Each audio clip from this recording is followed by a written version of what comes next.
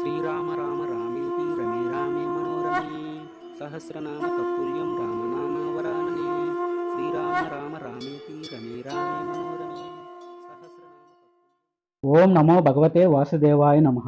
ఉపనిషత్ దర్శనం వచన పఠనం. సామవేదాంతర్గత ఉపనిషత్తులలో 16వది జాబాల్యోపనిషత్తు.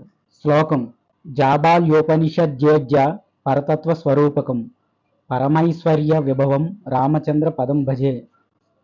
పూర్వం ఒకనాడు పిప్పలాద మహర్షి సాక్షాత్ భగవత్ స్వరూపుడైన జాబాలి మహర్షి దగ్గరికి వెళ్ళి, ఓ మహాత్మా, నాకు పరమతత్వ రహస్యం గురించి బోధించండి. అసలు సత్యం అంటే ఏది? జీవుడంటే ఎవరు? పశువు అంటే ఏది?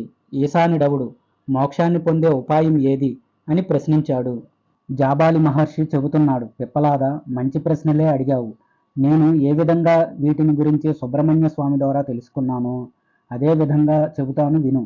పిప్పలాద, పూర్వం సుబ్రహ్మణ్యుడు ఈ విషయాలన్నీ ఈశానుడి ద్వారా తెలుసుకొని నేను కోరగా తిరిగి వాటిని నాకు బోధించాడు. ఈశ్వరుడు పశుపతి.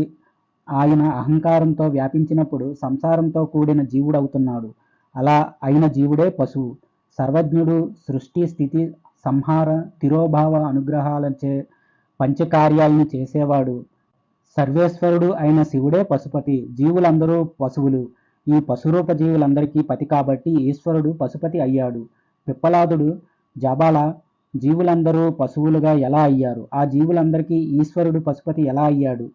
జాబాలి చెబుతున్నాడు, పిప్పలాద, లోకంలో పశువులన్నీ గడ్డి తింటూ వివేకం లేకుండా ఇతరుల ప్రేరణతో క్రష్యాది కర్మలను చేస్తూ ఎన్నో దుఃఖాలను అనుభవిస్తూ యజమాని చెప్పుచేతల్లో ఉంటూ జీవిస్తున్నాయి. అదేవిధంగా జీవులు కూడా ఎన్నో బాధలను అనుభవిస్తూ జీవిస్తున్నారు. పశువులకి యజమానిలాగా ఈ జీవులనే పశువులకి యజమాని సర్వజ్ఞుడైన శివుడు. అందుకే ఆయన పశుపతి. పిప్పలాదుడు, ఈ విధమైన జ్ఞానం సామాన్యులకు ఎలా కలుగుతుంది? జాబాలి, భస్మాన్ని అనగా విభూతిని ధరించటం వల్ల కలుగుతుంది.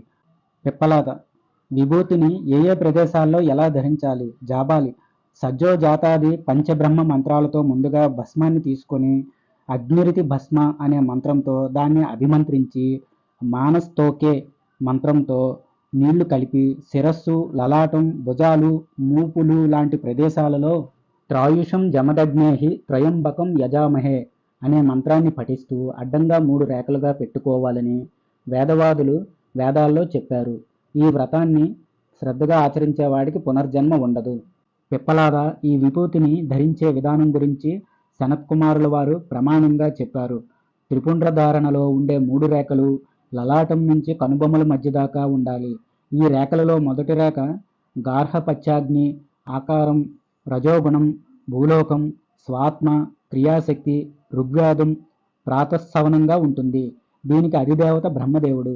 రెండో రేఖ దక్షిణాగ్ని, ఉకారం, సత్వగుణం, ఆకాశం, భువర్లోకం, అంతరాత్మ, ఇచ్ఛాశక్తి, యజుర్వేదం, మధ్యాహ్న సవనంగా ఉంటుంది. దీనికి విష్ణువు అధిదేవత.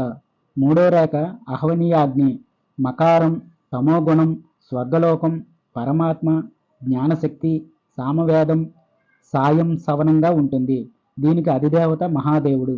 ఈ విధంగా త్రిపుండ్రాలను గురించి తెలుసుకున్న పండితుడు బ్రహ్మచారి, గృహస్థుడు, వానప్రస్థుడు, సన్యాసి వీరిలో ఎవరు భస్మధారణ చేసినా వారంతా మహాపాతకాల నుంచి, ఉపపాతకాల నుంచి విముక్తి పొందుతారు.